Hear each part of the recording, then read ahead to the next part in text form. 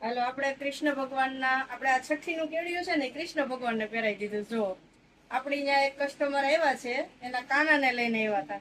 એ કે મારે આના માટે વાઘા જોઈએ છે. અમે વાઘા બતાવ્યા, એમાંથી આ બેને જો મસ્ત મજાના શ્રીનાથજી વાળા વાઘા લીધા છે અને કૃષ્ણ ભગવાનને પહેરાવી દીધા છે. આ બેનને બતાવો.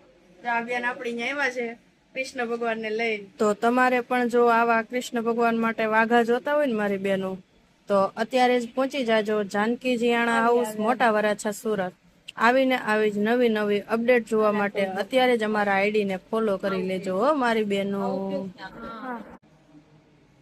હાલો આપણે કૃષ્ણ ભગવાનના આપણે આ છઠ્ઠીનું કેળિયું છે ને કૃષ્ણ ભગવાનને પહેરાવી દીધું. જો આપણી ત્યાં એક કસ્ટમર આવ્યા છે, એના કાનાને લઈને આવ્યા હતા.